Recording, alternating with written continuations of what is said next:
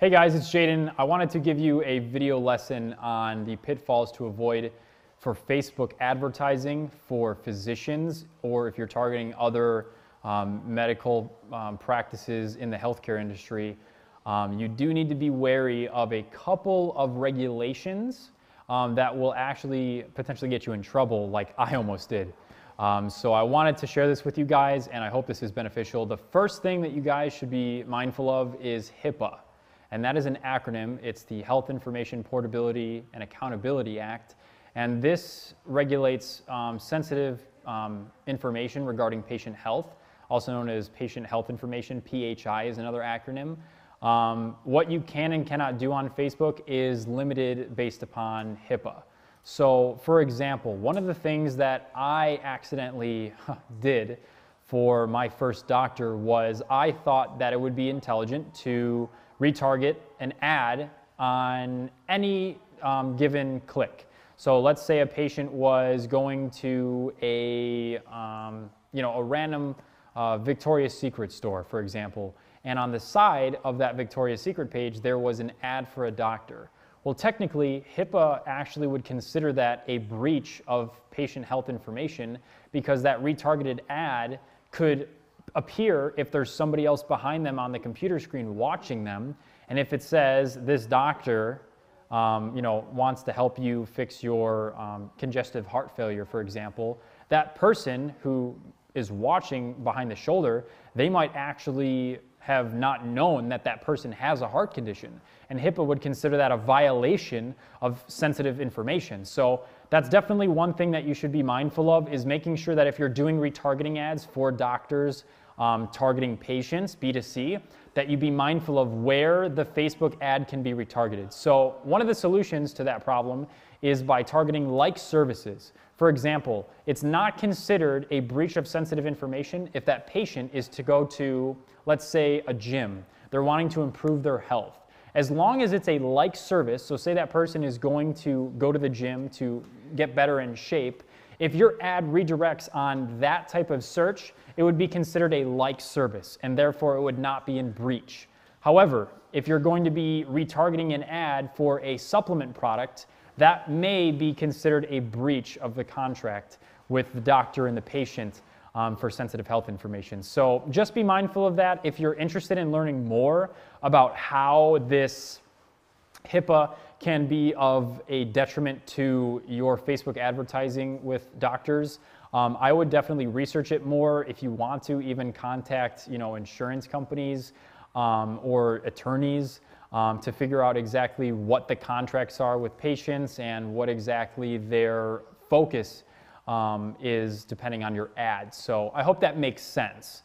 The second thing to be mindful of is how you approach Facebook advertising in regards to patient-focused ads. So basically, when you're going about marketing for doctors, one thing that I like to keep in mind is how am I going to communicate the value of this doctor over another one? It's understood that every doctor has gone to medical school to graduate, and if they do graduate, they are good enough in the state's eyes to be licensed to take care of you. But we commonly hear that not every doctor is good for every single patient. There's bad doctors here and there. That's kind of our job as the advertisers and the marketers to get them in position with the right patient based upon their personality, their brand as a company, as a practice, and as a doctor individually. So one of the things that I like to do first is when I sit down with a doctor as my client, I always ask them, how are you in the room with your patients? Are you very to the point and brief? Or are you more bedside mannered, and do you spend a longer time, even if you have another patient that you're potentially decreasing the amount of appointment time with them? If they say that they're very short and to the point, maybe it's a good idea to target patients who are in a rush all the time. Maybe it's a good idea to target patients who are more successful, who don't have the time to find other doctors that they're not interested in. If they're a doctor who's interested in bedside manner and they spend 45 minutes to an hour with their patients, maybe you should target the patient who has very severe illness, who's constantly searching for a better way to improve their health, even if they're seeing a doctor. Now, I'm not recommending that you go after other doctors' patients, but it is the final say of the patient to make sure that they are wanting to stay with their doctor, and they have the right to relinquish that care and go to another doctor at any time. So part of the marketing strategy that I employ with doctors is I always tell them, hey, we're doing your community a service by providing your brand story to the patients so that they can better understand how you operate inside your business, and they can choose whether or not they like that. So that's one of the pitfalls, is making sure to identify properly the type of client that's going to be servicing that customer. If you don't understand your client, you're not going to be able to successfully in the long term provide value to that doctor, because you're going to be mistargeting their customers, and their customers are then going to write bad reviews, or they're going to be unhappy with the service that they got because of a personality disconnect.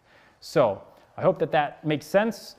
The third thing that I would be mindful of, and this is a real biggie, is when you're going into marketing for healthcare, you have to be mindful of not only the regulations and how the doctor's personality is, but also make sure that you understand the specific services that they do, even if it's specialized. And what I mean by that is most specialties have very select services that they perform. However, doctors, if they have a medical license, they're allowed to perform care between the neck down and the waist up. So what that means is they might not be a specialist in one area of healthcare, but if they can still perform that service, it might be of interest for them to advertise that.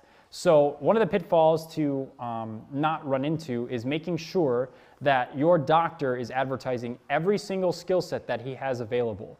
Don't just focus on what he's noticed for. If he's a primary care physician, that's obviously not that specific. But if he's a specialist like a cardiologist or a pulmonologist or a radiologist, make sure that you fully understand the scope of their skills. That way you can effectively communicate that to their consumer and allow the consumer to make the choice of if they just want to go to that doctor for their specialty, or if that doctor, even though he is a specialist, they prefer his method of treatment and they want to go for another service that they're providing.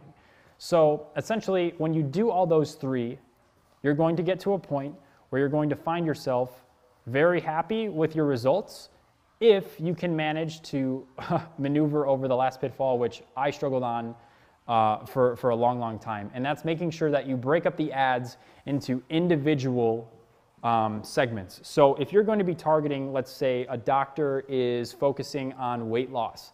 He's trying to help care for patients who are overweight or obese, and they want to lose weight, and they need somebody to hold them accountable for that. Well, just because that doctor is helping that person lose weight doesn't mean that that person wants to just lose weight. They might want to go to sleep, and they suffer from insomnia, or they might want to, have better skin, and they could also benefit from a mole that could be removed on their left arm.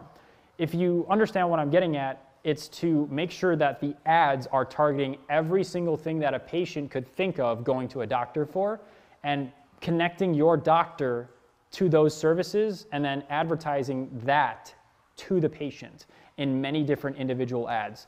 So what I usually do with doctors is I will create anywhere between 10 to 20 ads depending on what they do for their skills, but also making sure that I target different demographics.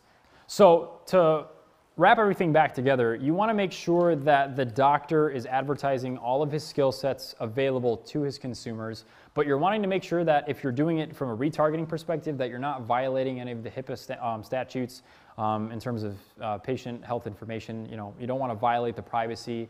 The second thing is you also want to make sure that, if they're a specialist, that you understand how they're going to provide the service from their personality. If they're a bedside manner doctor, you want to make sure that you're targeting the right patient for that. If they're a very quick doctor, you want to also make sure you're targeting that type of patient for it. So yeah, I want to ask you guys a question, and that is, what did you learn from this lesson? And furthermore, how are you going to apply it to your business? Not today necessarily. I want you to make sure that this makes sense to you so that you can go out tomorrow and execute it. So write down what you learned from this lesson and what you're going to do tomorrow to benefit your business from this lesson.